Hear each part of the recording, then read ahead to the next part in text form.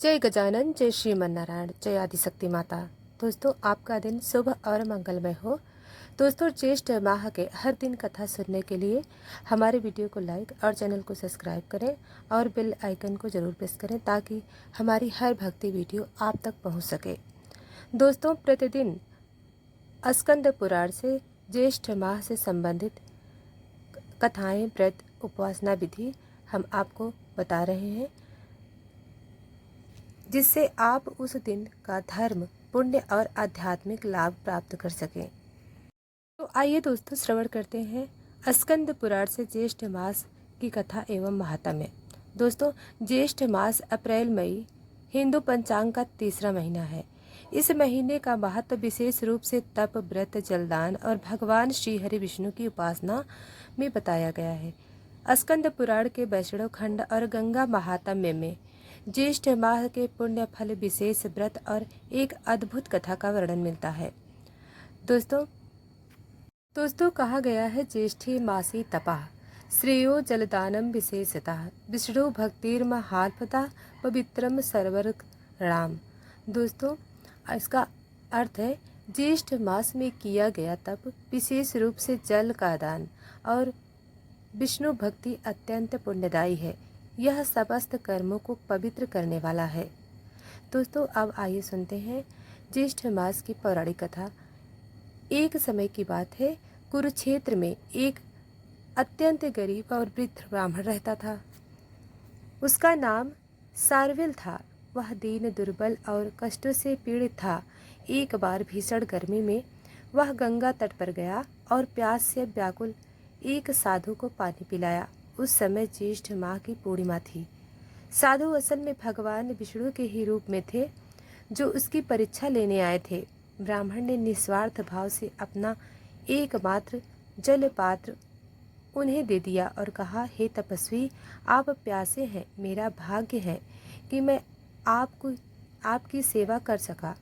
संतुष्ट होकर विष्णु ने अपने रूप को दर्शन कराया और कहा, हे ब्राह्मण, तूने केवल एक लोटा जल नहीं दिया, तूने मेरे हृदय को तृप्त किया है। ज्येष्ठ माह में जलदान से जो पुण्य मिलता है वह सहस्त्र यज्ञों के बराबर है। भगवान विष्णु ने उसे आशीर्वाद दिया और ब्राह्मण का वहीं जन्म समाप्त हुआ। उसे विष्णु लोक प्राप्त हुआ।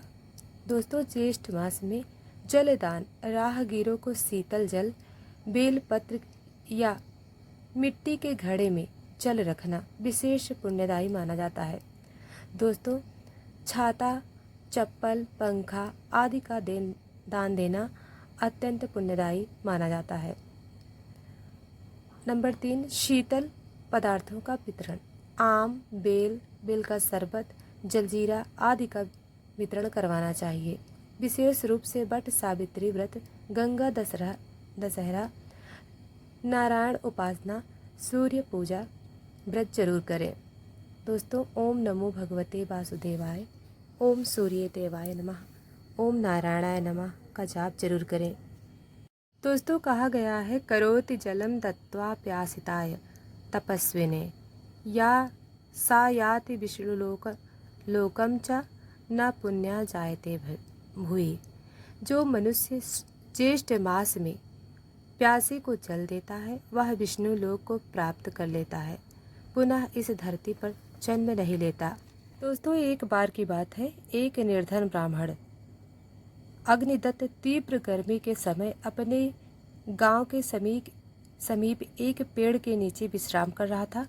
वह बहुत प्यासा था, लेकिन उसके पास जल नहीं था। तभी पास से गुजरती एक वृद्ध स्त्री ने देखा कि वह अत्यंत प्यासा है। वह अपने घर गई और एक मिट्टी के पात्र में ठंडा जल भर कर लाई।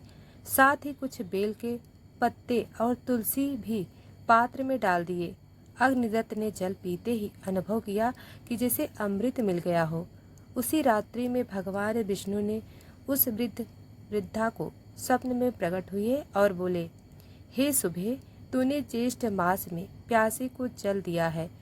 तूने न केवल देह की तृष्णा मिटाई बल्कि मुझे स्वयं तृप्त किया है। मैं तुझसे अति प्रसन्न हूँ। मृत्यु के उपरांत तू मेरे लोक को प्राप्त करेगी। दोस्तों, ज्येष्ठ मास में दिया गया जलदान साधारण सेवा नहीं, यह स्वयं विष्णु सेवा के तुल्य है। कम से कम एक व्यक्ति को शीतल जल दें, यदि संभव हो तो तुलसी पत्र जरूर डालें। जल का दान करें, साथ में विष्णु मंत्र का जाप करें। ओम नमो भगवते वासुदेवाय।